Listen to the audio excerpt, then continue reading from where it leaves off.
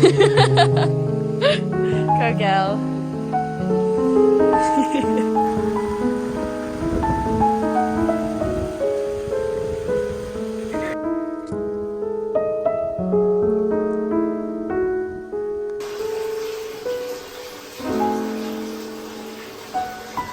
I love coming back to Byron because it gives me a moment of being able to just be and feel and reflect away from my regular routine in life. Just be able to kind of take a moment to look back on what's happened and how I'm feeling.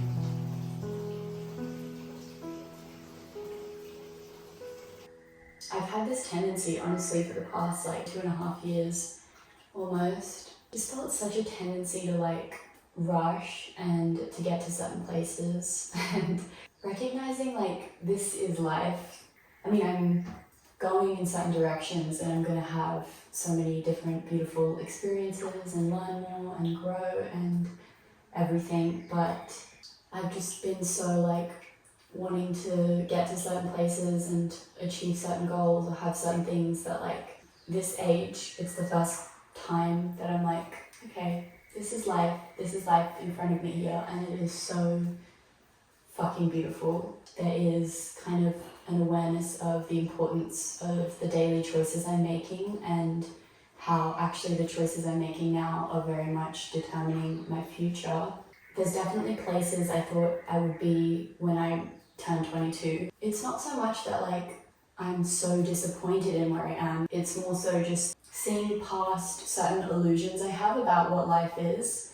I wrote in my journal today, there's beauty in limitation and there's beauty in acceptance of limitation, because limitation is life and limitation is humanity. Just fucking acceptance of the present moment and of myself and of my own imperfections and my own choices. Feeling uncertainty or feeling doubt or frustration or sadness or whatever it is, like, it's all just a part of life.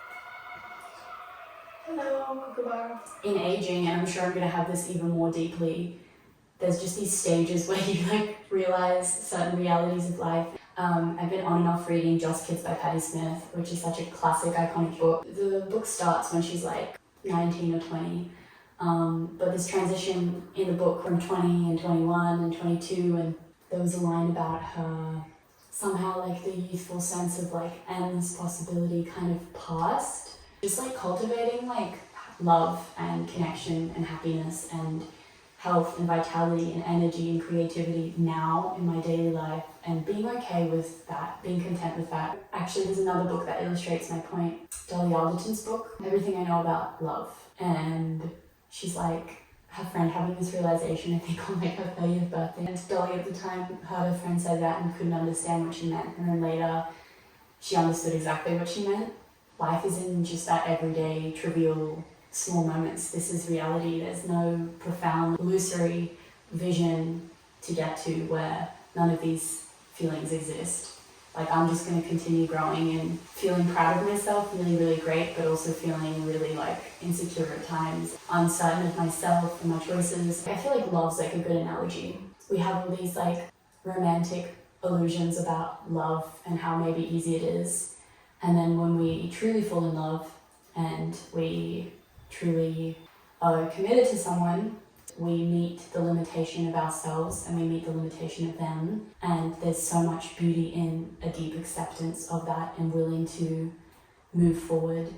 All of real life exists in that imperfect, messy place of just what life is and what we are in this current moment. And while we can strive for certain values and ideals, we're always going to be somewhat limited and somewhat imperfect, and that is life, and that is the human experience, and there's so much to be learned and to be felt in that.